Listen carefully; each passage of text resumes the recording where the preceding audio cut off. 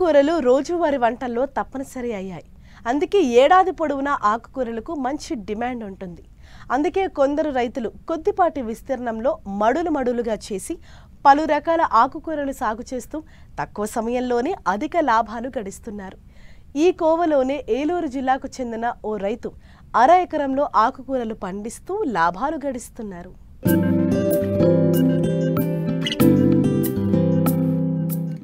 తక్కువ భూమిలో వివిధ రకాల ఆకుకూరలు సాగు చేస్తూ ఎక్కువ లాభం పొందుతున్నారు ఏలూరు జిల్లా కుక్కునూరు మండలం సీతారామనగరం గ్రామానికి చెందిన రైతు పగిడిపల్లి ప్రసాద్.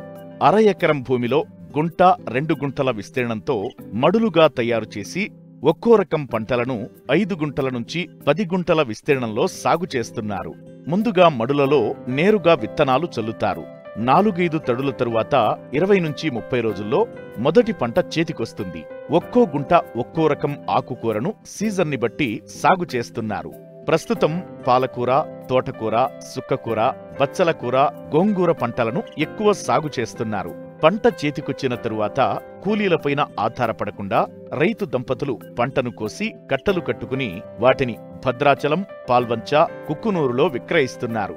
కొందరు వ్యాపారులు సైతం రైతు వద్దకు వచ్చి కొనుగోలు చేస్తున్నారు. నేను ఆకుకూరలో 1 ఎకరం పండిస్తూ ఉంటాను. నగరంలో తోటకూర, గోంగూర, పాలకూర, చుక్కకూర, పచ్చల కూర, కొత్తిమీర అవి పండిస్తూ ఉంటా. సేంద్రియ పద్ధతిలో పండిస్తాం. ముందు దుక్కి దున్నుకొని మేము ఒకసారి తడిపి దాన్ని మళ్ళీ ఆ భూమి ఆరిన తర్వాత మళ్ళీ దాన్ని దున్నుకొని ఎరువులు వేస్తాం. ఆవు పెండ, గేదెల పెండ అవి వేసి మళ్ళీ ఒకసారి దున్నుతాం. దాన్ని అంటే సమానంగా దున్ని సదును చేసి కట్టలు లాగి మళ్ళు వస్తాం. పోసి గింజలు అంటే ఒక రకానికి ఒక 10 మళ్ళు, 20 మళ్ళు, 15 మళ్ళు అట్లా వాటిని కట్టలు కట్టుకొని చేసుకుంటూ ఉంటాం. పోసిన తర్వాత ఆ గింజలు చల్లుకొని మళ్ళీ దంత పెట్టి దగ్గరికి లాక్కొని తడి కడతాం సార్.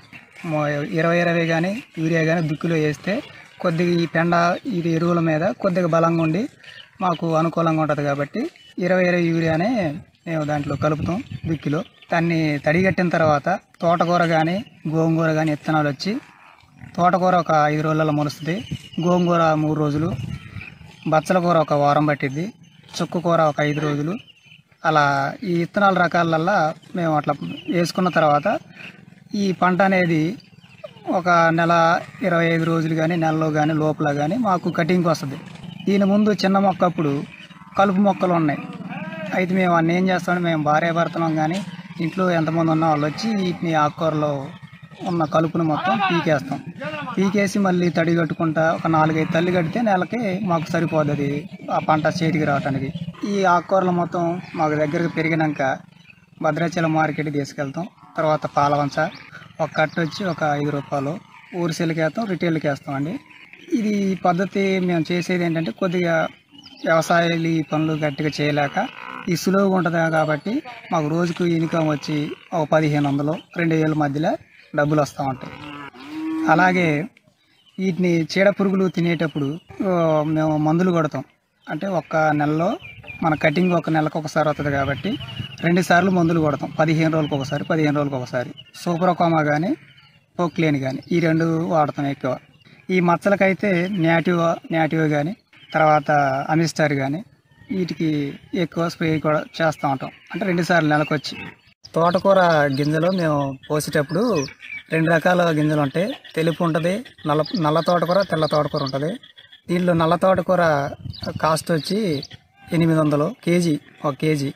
తెల్లదైతే మేము సొంతంగా విత్తనాలు వాటిని కట్టుకొని వాటిని ఎక్కువ మా దగ్గర విత్తనాలు ఉంటే కేజీ 2000 చొప్పున అమ్ముతాం. ఎందుకంటే దాని కాస్ట్ అంత తెల్లదానికి. పాలకూర ప్యాకెట్లు ఒక 5-6 తెచ్చుకుంటాం. అంటే అర కేజీ ప్యాకెట్లు తెస్తాం. అంటే ఒక టిప్పు కాకుండా ఒకసారి అయిపోయినాక సరుకు ఆకుకూర అయిపోయినాక మళ్ళీ ఒకసారి తెచ్చుకున్నట్టు అదే ప్లాన్లో మేము తెచ్చుకుంటూ ఉంటాం. దాని కాస్ట్ వచ్చి ప్యాకెట్ వచ్చి 200. అసలు ప్యాకెట్లు మేము తెచ్చుకుంటాం, మంచి కాస్ట్లీ తెచ్చుకుంటాం. బచ్చల కూర కేజీ వచ్చి 800. బచ్చల కూర కూడా మేము అంటే సొంతంగా మేము వాటిని కట్టుకుంటాం. ఒకవేళ మన దగ్గర లేకపోతే మార్కెట్కి భద్రాచలం వెళ్ళి అక్కడ కొనుక్కొని వస్తాం. సుక్కకూర కూడా కేజీ వచ్చి 500 అండి. రేటు పెరిగింది. అంటే ఈ మధ్యన మళ్ళీ వాళ్ళు రేటు పెంచి మళ్ళీ 100 పెంచారు. 600 అమ్ముతారు కేజీ, 500 పోయి. తర్వాత వీటిని మేము ఒకేసారి 1 కేజీ 2 కేజీలు తెచ్చుకున్నాం. సుక్కకూరని, బచ్చల కూరను 1 కేజీ అట్లా తెచ్చుకున్న సరిపోద్ది. అది మామూలుగా ఎకరం కౌలుకు తీసుకునే భూమి కౌలు ఎంత ఉంటుందంటే ఒక 12,000 నుండి 14,000 వరకు, అంటే లోకల్లో కాబట్టి ఈ పంటలో 2-3 సార్లు మారుస్తూ ఉంటాం. గింజలు పోసిన తర్వాత శీతాకాలం అయితే మనకు ఫ్రెష్గా ఎప్పటికప్పుడు పీక్కొని మళ్ళీ భూమిని తవ్వుకొని మళ్ళీ గింజలు చల్లుకొని అట్లా 2-3 సార్లు మారుస్తాం. ఇది ఎండాకాలం ఉగాదికి వచ్చిందంటే ఈ తవ్వటానికి మనకు అనుకూలంగా ఉండదు కాబట్టి ఎండలు ఎక్కువ ఉంటే ఈత తడపడం కుదరదు, ఎండకి గింజ మొలవదు. శీతాకాలం అయితే ఎప్పుడు దాన్ని పీకేసుకుంటా మళ్ళీ తవ్వుకుంటా మళ్ళీ కొత్త విత్తనాలు పోసుకుంటా మారుసుకుంటా ఉంటాం. అట్లా మేము శీతాకాలం అయితే ఒక 4-5 సార్లు కోత కోసుకుంటాం, ఎండాకాలం అయితే ఒక 3 సార్లు కోస్తాం. ఈ చుట్టుపక్కల కూడా ఈ ఆకుకూరలు తినడానికి బాగా ఇష్టపడతారు, ఆరోగ్యానికి మంచిదని. ఇది ఇట్లా ఉంటే సంతలో వేలు చాలామంది ఉన్నారు, ఊళ్ళోకి వెళ్ళి చాలామంది ఉన్నారు. అలా వీటిని పెంచుకొని ఈ నగరం ప్రజలందరూ ఈ ఆకుకూరల మీద ఆధారపడి జీవనోపాధి సాగిస్తున్నారు.